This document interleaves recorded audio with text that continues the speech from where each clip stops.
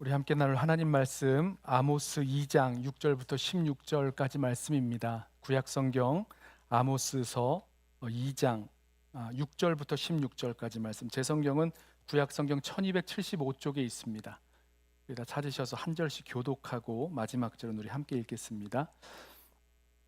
구약 성경 1275쪽 아모스 2장 6절부터 마지막 절 16절까지 말씀 우리가 찾으셔서 한 절씩 교독하겠습니다. 제가 먼저 읽습니다.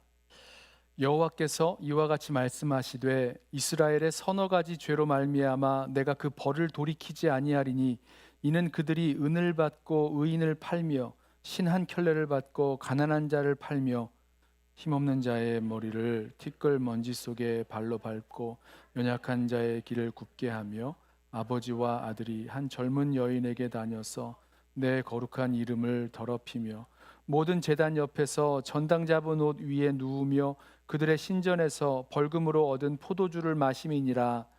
내가 아모리 사람을 그들 앞에서 멸하였나니 그 키는 백향목 높이와 같고 강하기는 상수리 나무 같으나 내가 그 위에 열매와 그 아래에 뿌리를 진멸하였느니라. 내가 너희를 애굽 땅에서 이끌어내어 40년 동안 광야에서 인도하고 아모리 사람의 땅을 너희가 차지하게 하였고 또 너희 아들 중에서 선지자를 너희 청년 중에서 나실인을 일으켰나니 이스라엘 자손들아 과연 그렇지 아니하냐.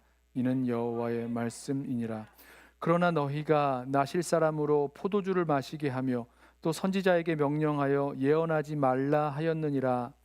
보라, 곡식단을 가득히 실은 수레가 흙을 누름같이 내가 너희를 누르리니 빨리 다른 박질하는 자도 도망할 수 없으며 강한 자도 자기 힘을 낼 수 없으며 용사도 자기 목숨을 구할 수 없으며 활을 가진 자도 설 수 없으며 발이 빠른 자도 피할 수 없으며 말 타는 자도 자기 목숨을 구할 수 없고. 함께 읽습니다. 용사 가운데 그 마음이 굳센 자도 그 날에는 벌거벗고 도망하리라. 여호와의 말씀이니라. 아멘.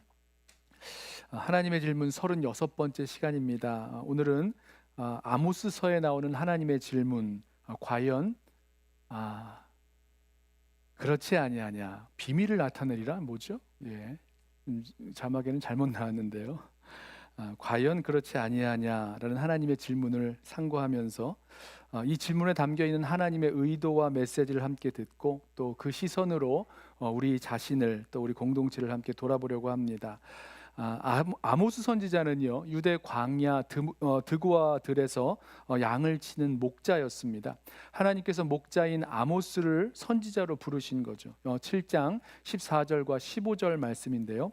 아모스가 아마샤에게 대답하여 이르되 나는 선지자가 아니며 선지자의 아들도 아니라 나는 목자요 뽕나무를 재배하는 자로서 양떼를 따를 때에 여호와께서 나를 데려다가 여호와께서 내게 이르시기를 가서 내 백성 이스라엘에게 예언하라 하셨나니. 네. 특이하게도 하나님은요 남유다의 목자를 부르셔서 북이스라엘에 하나님의 말씀을 전하게 하셨습니다. 그렇다고 해서 이 아모스가 목자라고 해서요 좀 무지한 사람은 아니었습니다. 이 아모스서를 잘 살펴보시면 우리 아실 텐데 아모스는요 율법과 또 역사에 대해서 해박한 지식과 통찰력을 갖고 있는 그런 선지자였습니다. 이 아모스는요 북이스라엘의 종교 중심지였던 베델로 올라가서 하나님 말씀을 전하였는데 이 베델이 어떤 곳이냐면 그 북이스라엘의 단과 함께 베델과 단과 베델이죠. 그 북이스라엘을 세운 여로보암이 자기 백성이 유다의 예루살렘 성전으로 내려가서 하나님을 예배하지 못하게 하려고 거기에 금송아지 우상을 세우고 또 제사장들을 세워 놓은 곳입니다. 그래서 북이스라엘 백성들이 단과 또 베델에 가서 절기를 지키며 예배하던 곳이죠. 뭐 이렇게 표현해도 될지 모르겠는데 예루살렘 성전에 어떤 짝퉁 예배처소 이렇게 보시면 되겠습니다. 거기가 바로 베델이었어요. 그러나 북이스라엘의 종교적인 중심지였습니다. 아모스 선지자가 북이스라엘 종교 중심지인 베델에서 말씀을 전하였을 때, 하나님 말씀을 전하였을 때 심하게 반발한 사람은 그 베델의 제사장 아마샤였습니다. 당연하죠. 베델의 제사장 아마샤 아마시아는요 여로보암 왕, 여로보암 2세죠. 이 북이스라엘을 세운 여로보암 왕과 동명이인이기 때문에 구분하기 위해서 여로보암 2세라고 부르는데요. 왕에게 아모스 선지자를 고발하였고 또 아모스 선지자에게 말하기를 너는 여기 말고 유다 땅으로 내려가서 거기에서 예언하고 다시는 베델로 올라오지 말아라, 이렇게 이야기했습니다. 예언을 하지 못하게 한 거예요. 그래서 아모스는 아마도 이 유다 땅으로 돌아가서 자신의 예언을 기록한 것으로 보입니다. 오늘 아모스서 1장 1절에 이렇게 말씀하고 있죠. 유다 왕 우시야 시대 곧 이스라엘 왕 요아스의 아들 여로보암의 시대 지진전 2년에 드고와 목자 중 아모스가 이스라엘에 대하여 이상으로 받은 말씀이라. 자, 아모스가 북이스라엘에 하나님의 말씀을 전하였을 때, 그때는 여로보암 때, 여로보암 2세 때입니다. 또 지진이 일어나기 2년 전이라고 말씀하고 있죠. 자, 여로보암 왕, 그 여로보암 2세가 왕이 되어 다스리던 그 시대는요, 북이스라엘 역사상 최고의 전성기를 구가하던 때였습니다. 아람과 아수르와 또 애굽, 이 강대국의 그 힘이 약화되던 시기에 북이스라엘의 영토를 최대한 확장시켜서 거의 뭐 솔로몬과 다윗과 솔로몬 시대 그 땅을 다 회복했던 그때였어요. 그래서 성경을 보면요, 열왕기하 말씀을 보면 하맛 어기로부터 아라바 바다까지 영토를 확장했다라는 말인데, 이 말은요 남쪽으로 홍해 아카바만에서부터 저 위에 그 유브라데 강 근처까지 영토를 확장했다라고 보시면 되겠습니다. 여로보암 2세가 치리했던 41년, 상당히 오랫동안 다스렸죠.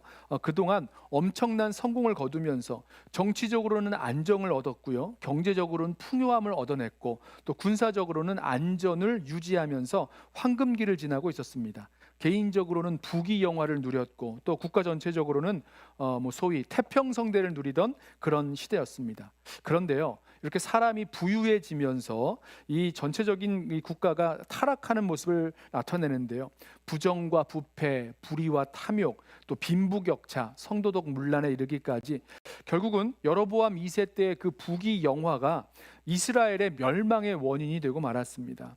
자, 여로보암 2세가 죽고 한 30년이 지난 후에 북이스라엘은요 아수르 나라에 의해서 멸망을 당하고 말았습니다. 자, 아모스 선지자가 북이스라엘의 이런 죄악상을 말씀하고 있는 거예요. 지적하고 있는 건데, 우리가 잘 아는 아모스 5장에 있는 말씀이죠. 오직 정의를 물같이 공의를 마르지 않는 강같이, 예전 성경에서는 공의를 물같이 정의를 하수같이 흐르게 하라, 이런 말씀이었는데요. 그 이유가 있었죠. 그 이스라엘 나라가 정의가 아니라 불의를, 또 공의가 아니라 불공정으로 살아가고 있었던 그 시대의 죄악상 때문이었다는 것입니다. 북이스라엘의 불순종과 죄악을 인정하고 하나님 앞에 돌아올 것을, 회개할 것을 선포하였죠. 자, 이 아모스서를 보면요, 이스라엘의 죄악상을 이렇게 구체적으로 지적하기 전에 먼저 이스라엘의 이웃 나라들의 죄악상들을 하나하나씩 지적을 합니다.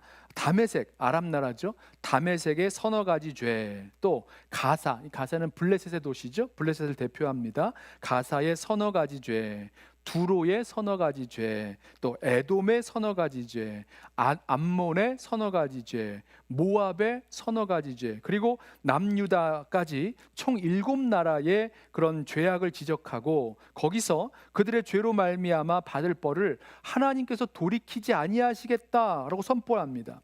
자, 이 다른 나라의 그런 죄악상과 하나님의 심판의 선포를 들으면서 이스라엘이 그걸 보았을 때 이스라엘을 괴롭히게 하던 나라들이니까 이거 참 잘됐다, 그거 쌤통이다, 이렇게 말하기 전에 하나님은요 이스라엘 백성이 그 이웃 나라의 죄악상을 보면서 우리의 죄악상과 우리의 모습과 별반 다른 바가 없잖아 라는 것을 알고 회개하기를 원하셨을 것입니다.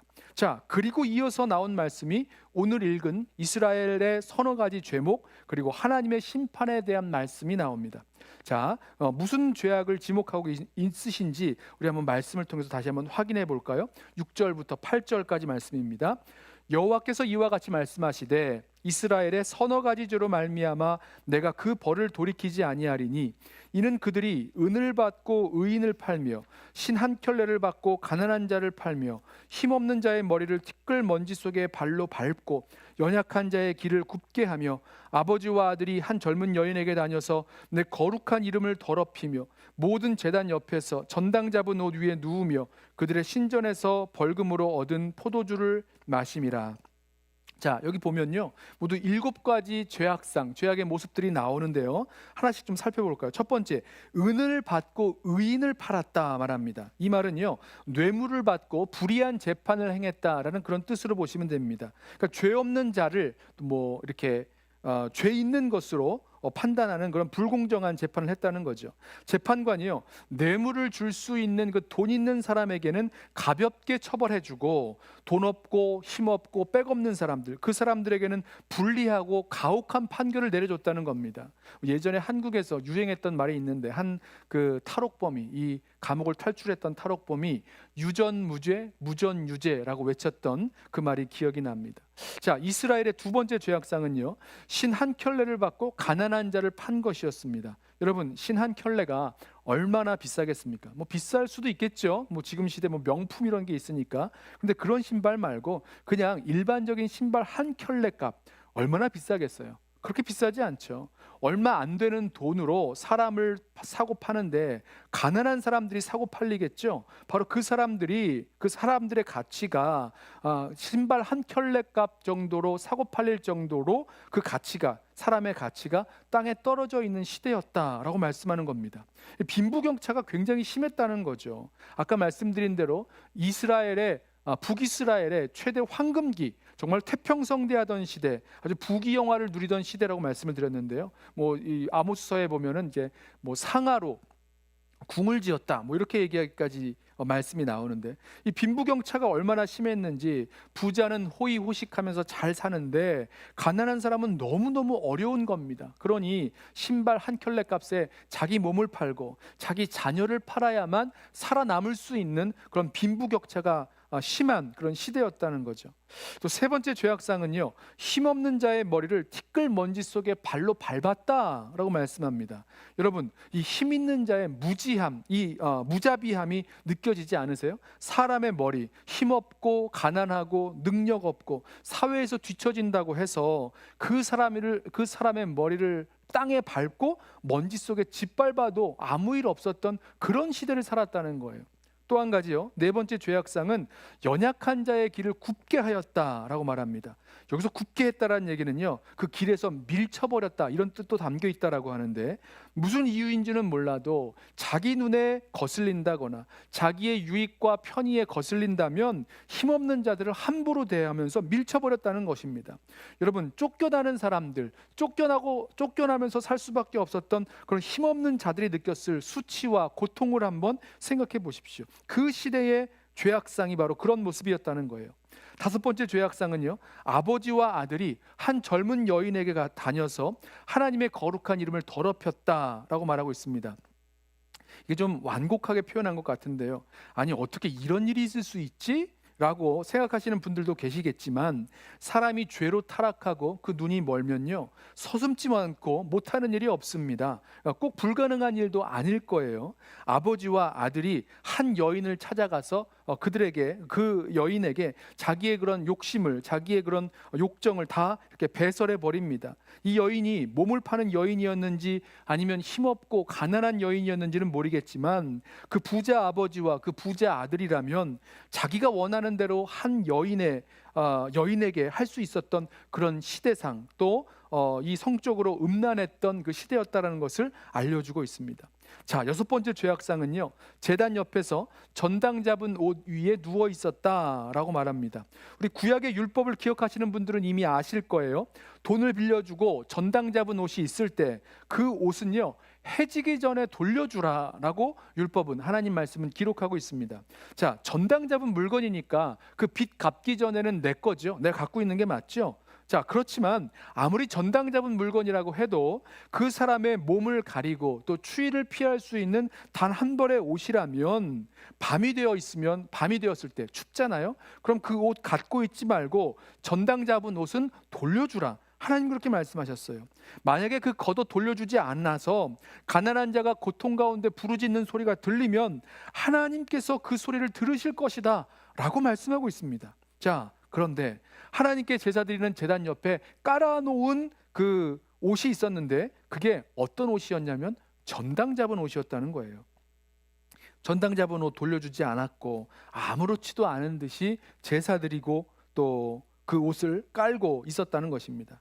그들이 넉넉하게 제사 드릴 수 있었던 그 이유가 아주 무자비하게 그 전당 받아 놓은 그런 전당 잡아 놓은 것들을 통해서 거두어 놓은 돈들 때문이 아니었을까 생각해 보게 됩니다. 그리고 마지막으로 7번째 죄악상도 좀 비슷한데요. 북이스라엘 사람들이 그들의 우상 신전에서 벌금으로 낸 포도주를 마셨다. 포도주를 직접 뺏어 왔는지 아니면 또 이 아까 그 말씀드렸던 것처럼 저당 잡은 것을 무자비하게 받아낸 것 같은 그런 돈으로 제사에 쓸 포도주를 사서 마셨는지는 모르겠습니다만 그렇게 무자비하고 또 긍휼 없는 그런 삶의 모습을 보여주고 있습니다. 자, 7가지 죄악의 공통점이 하나 있다면 이스라엘의 힘없는 자들을 향해서 뭐 부나 권세나 또 공권력이나 어떤 힘 있는 자들이 그 연약한 자, 가난한 자, 힘없는 자 그 사람들을 비인격적으로 대하고 또 억울하게 빼앗고 힘으로 억눌렀다라는 것입니다. 그리고 하나님은 이 불의와 불법에 대해서 이 서너 가지 죄악들에 대해서 정의를 시행하시고 심판하시겠다. 지금 그 말씀을 하고 계시는 거예요. 자, 그런데 여기 이 구조를 한번 보세요. 이스라엘의 죄악상을 지적하고 그 다음에 심판에 대해서 말씀을 하십니다. 그 전에 다 그랬어요. 아까 말씀드린 7나라들이 있었죠. 뭐 모압과 암몬과 블레셋과 또 여러 나라들이 있었는데 그들의 죄악상을 지적하고 심판하시겠다 이렇게 말씀하시는데 오늘 이스라엘의 죄악상을 지적하고 심판에 대해서 말씀하시는 그 사이에 하나 끼어들어온 말씀이 있습니다. 그거는요, 하나님의 은혜로 살아왔던 이스라엘의 과거를 회상하게 하시는 말씀이에요. 다른 나라들처럼 이스라엘의 죄악상과 하나님의 심판을 바로 연결해서 말씀하시지 않고 여기에 하나님께서 이스라엘 나라에 베푸신 그 은혜를 선포하고 계시는 것입니다. 왜 그럴까요? 자, 그리고 보면요, 오늘 말씀의 주제로 삼고 있는 하나님의 질문도 바로 이 끼어들어 있는 말씀 속에서 하나님의 은혜를 말씀하고 있는 그 마지막 부분에 이 하나님의 질문도 나오고 있습니다. 9절부터 11절까지 말씀입니다. 보세요. 내가 아모리 사람을 그들 앞에서 멸하였나니 그 키는 백향목과 높이와 같고 강하기는 상수리 나무 같으나 내가 그 위의 열매와 그 아래의 뿌리를 진멸하였느니라. 내가 너희를 애굽 땅에서 이끌어내어 40년 동안 광야에서 인도하고 아모리 사람의 땅을 너희가 차지하게 하였고 또 너희 아들 중에서 선지자를 너희 청년 중에서 나실인을 일으켰나니 이스라엘 자손아 과연 그렇지 아니하냐.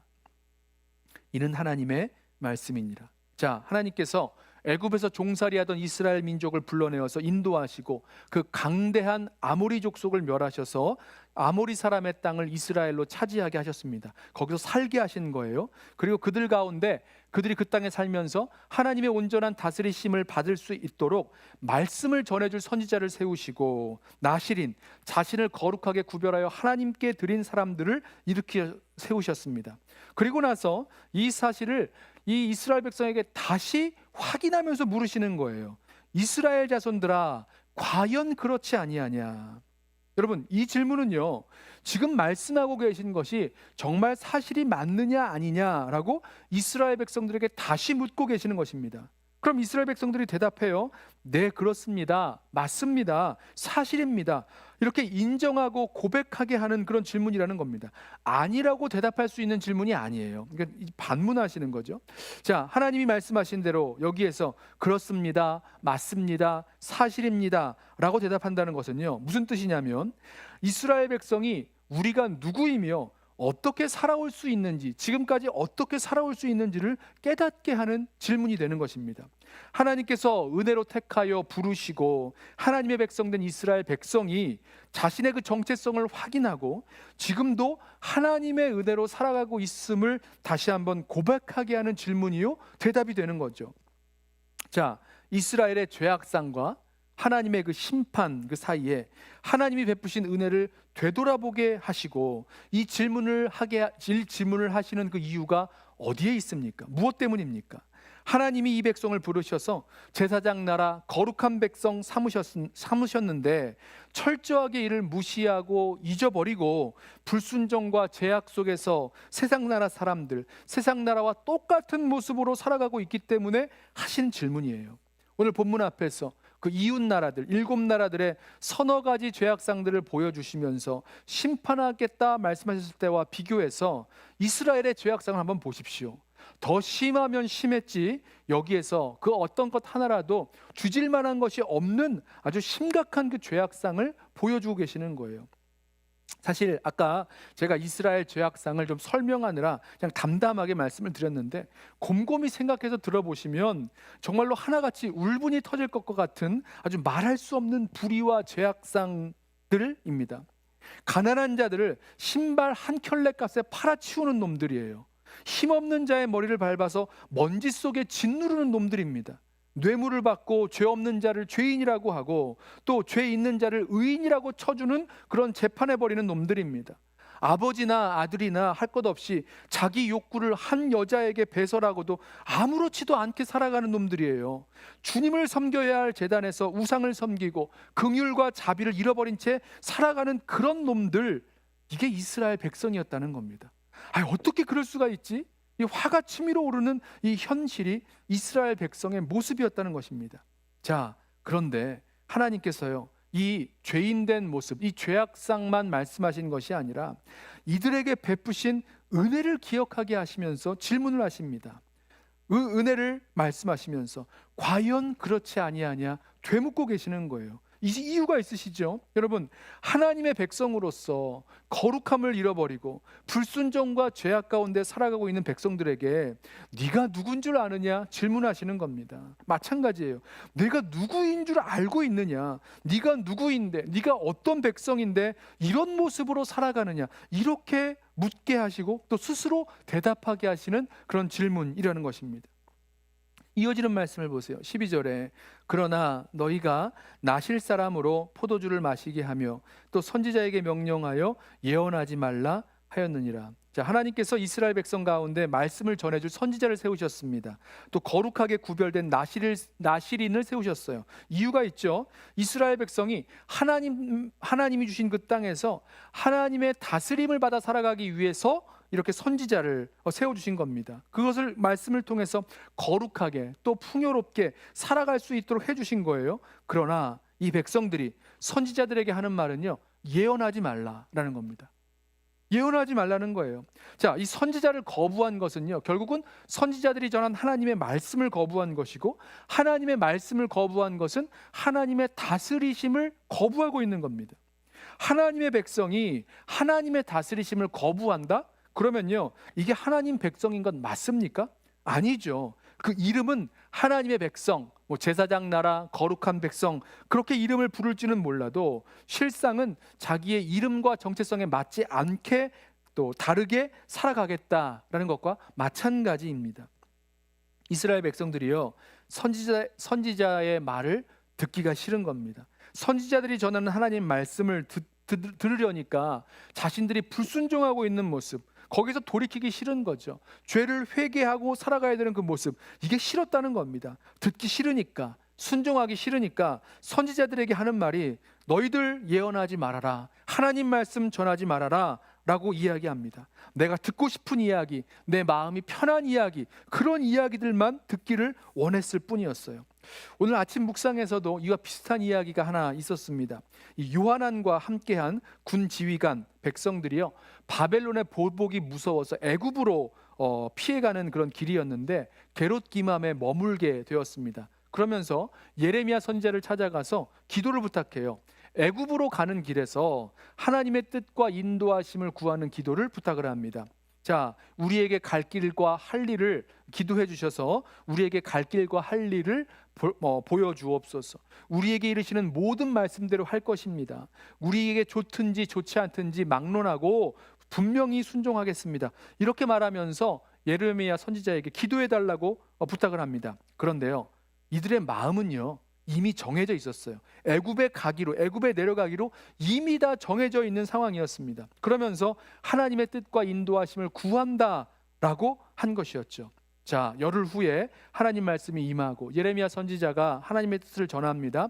하나님의 뜻은 너희가 애굽으로 가는 것이 아니라 이 땅 유다 땅에 정착하여 사는 것이고, 너희가 바벨론 왕을 두려워하지 말 것은 내가 하나님이 너희와 함께 하시고 너희를 구원해 주실 것이다 라고 약속을 전하여 주었습니다. 하지만 그 요한안과 백성들은요, 예레미야를 통해서 주신 하나님 말씀 듣지 않고 애굽으로 내려갔습니다. 예레미야 선지자가 그들에게 이렇게 말해요. 너희 마음을 속였느니라 라고 말합니다. 자, 그들이 정말로 원했던 것, 하나님 말씀이 아니었어요. 선지자를 통해서 하나님 말씀 듣는 게 그들이 원하는 것이 아니었습니다. 자기들이 원하는 대로 해주기를 원했어요. 자기들이 원하는 대로 보호해주고 인도해주고 도와주기를 바라는 그런 마음밖에 없었다는 겁니다. 그러니까 오늘 본문에 나오는 아모스 선지자 시대의 그 북이스라엘 사람들, 선지자에게 예언하지 말아라 라고 말하였던 바로 그 사람들과 같은 맥락에 서 있는 모습이죠. 자, 하나님께서 이스라엘 백성을 택해서 애굽에서 종살이하던 그 백성을 불러내셨고, 광야 40년을 인도하여 그 땅으로, 약속하신 땅으로 인도해 주셨고, 가나안 땅의 그 강대한 족속을 쫓아내서 그 땅에서 살게 해 주셨고, 하나님 말씀으로 다스림을 받아서 그곳에서 거룩한 백성으로 또 풍요 가운데 살 수 있도록 해 주셨는데, 그리고 여로보암 2세 때는요, 지금까지 역사상 누려보지 못한 최고의 태평성대를 누리는 시대가 되었는데, 그렇지만 그 부요함과 평안함 속에서 하나님 말씀을 거부하고 선지자를 거부하고 말씀을 거부하고 그 나실인, 하나님 앞에 거룩하게 헌신한 그 나실인들을 우습게 만들어 버리면서 자기 욕망을 따라서, 만족을 따라서 하나님께 불순종하며 욕심 따라 살아가는 그 모습을 보고 있습니다. 자, 그러면서 물으시는 거예요. 이스라엘 자손들아, 과연 그렇지 아니하냐? 하나님께서 이스라엘 백성을 택하시고 변함없이 베풀어 주신 그 은혜가 무엇인지 다시 확인하기를, 알기를 원하셨습니다. 이 질문에는 은혜 받은 백성으로서 이스라엘 백성이 누구며 어떻게 살아야 할지를 알려주는 그 정체성이 담겨 있고요, 그 받은 은혜에 걸맞게 살지 못하고 있는 그런 불순종과 죄악의 모습을 보게 하시는 질문이었습니다. 주님의 은혜 받은 백성이 은혜 받은 백성답게 살지 못할 때에, 하나님의 제사장 나라 거룩한 백성으로서 살아가지 못할 때에 하나님께서 심판과 징계를 행하겠다라고 말씀하십니다. 13절부터 16절까지 말씀입니다. 보라, 곡식단을 가득히 실은 수레가 흙을 누름같이 내가 너희를 누르리니 빨리 다름박질하는 자도 도망할 수 없으며 강한 자도 자기 힘을 낼 수 없으며 용사도 자기 목숨을 구할 수 없으며 활을 가진 자도 설 수 없으며 발이 빠른 자도 피할 수 없으며 말 타는 자도 자기 목숨을 구할 수 없고 용사 가운데 그 마음이 굳센 자도 그 날에는 벌거벗고 도망하리라. 여호와의 말씀이니라. 여러분, 하나님의 심판이 얼마나 준엄한지 모릅니다. 하나님께서 그 손으로 누르시니까 빨리 다름박질할 수 있는 사람이요, 도망을 못 쳐요. 강한 자가 힘을 못 씁니다. 용사라도 어떻게 자기 목숨을 구하지도 못합니다. 용사면 다른 사람의 목숨도 구해줄 수 있는 사람인데 자기 목숨도 구할 수가 없어요. 활을 가진 자도, 발 빠른 자도, 말 타는 자도 자기 목숨을 구할 수가 없다는 거예요. 그 누구도 하나님의 준엄한 심판을 피할 수가 없었습니다. 왜 그렇죠? 자기의 불순종과 죄악을 바라보면서 회개할 수 있는 기회를 주셨는데 끝까지 회개하지 않고 버텼던, 그리고 하나님께로 돌아오지 않았던 그 백성에게 임한 하나님의 심판의 모습입니다. 자, 이 징계로서, 이 심판으로서 이스라엘 백성은 자신의 불순종과 죄악을 깨달아야 할 뿐만 아니라 지금까지 이렇게 살아온 것이 하나님의 은혜로 살았구나라는 것 또한 깨달아야 했을 것입니다. 오늘 하나님의 질문 가운데 이스라엘 자손들아, 과연 그렇지 아니하냐? 이 질문은요, 하나님의 큰 은혜 받은 백성에게 주신 질문이고 또 그 주신 은혜를 생각하도록 하는 질문입니다. 그래서요, 이 질문을요, 우리 심령에도 그대로 받을 수 있기를 원합니다. 왜냐하면 저와 여러분도 하나님의 놀라운 은혜를 받은 자들이기 때문입니다. 죄와 사망 가운데 살면서 종노릇하던 우리들, 자기를 위해서 사는 것만 알았지 계속해서 불순종하며 죄악 가운데 살던 우리를 예수 그리스도의 십자가로 구속하여 주셨습니다. 자, 지금까지 이런 모습으로 나올 수 있었던 것은요, 하나도 빠짐없이 하나님의 사랑과 주님의 은혜 때문이었다는 거죠. 연합교회 성도 여러분, 우리가 그동안 은혜 받은 것, 우리에게 은혜 주신 것, 그것에 대해서 주님께서 물어보실 때 이렇게 물어보실 거예요. 과연 그렇지 아니하냐? 여러분, 과연 그렇지 아니하십니까? 우리도 과연 그렇습니다 라고밖에 대답할 수밖에 없는 사람들이라는 거죠. 예수님의 사람들로서 그 은혜의 자리, 사랑의 자리인 십자가에서 우리가 누구이고 어떻게 살아야 하는지를 보게 됩니다. 우리 그리스도인의 정체성이 정해지는 그 자리를 우리 기억하면서 우리의 그 은혜 받은 자답게 살지 못하고 있는 우리의 모습, 특별히 불순종과 죄악을 회개할 수 있기를 소원합니다. 말씀을 좀 정리하고 맺으려고 합니다. 과연 그렇지 아니하냐? 하나님의 질문에 우리도 이스라엘 백성처럼 예, 그렇습니다. 맞습니다. 우리는 하나님의 은혜를 받은 자요, 하나님의 은혜로 여기까지 나온 자들입니다. 그리고 그 은혜에 합당하게 살아야 할 하나님의 백성입니다 라고 고백하게 되시기를 소원합니다. 우리 자신의 죄악상을 보게 되는 그 자리에서 우리의 죄악상만이 아니라 하나님께서 베푸신 그 은혜를 기억하십시오. 불순종과 죄악 가운데 고집스럽게 머물러 있을 때 우리가 받은 은혜가 과연 그렇지 아니한가라고 고백하면서 은혜 받은 자답게 살지 못하였던 우리의 불순종과 죄악을 회개하고 겸손하게 주님께로 돌아갈 수 있는 저와 여러분 되시기를 예수님의 이름으로 부탁하며 축원합니다. 우리 함께 주의 은혜라 우리 한번 같이 찬양하고 오늘 주신 말씀 붙들고 기도하겠는데요. 그동안 우리에게 주신 주님의 은혜를 생각하고 또 동시에 그 은혜에 걸맞지 않게 살아온 우리의 죄악된 모습들이 있다면 돌이켜보고 회개할 수 있는 시간 되기를 원합니다. 우리 함께 주의 은혜라 함께 찬양합니다.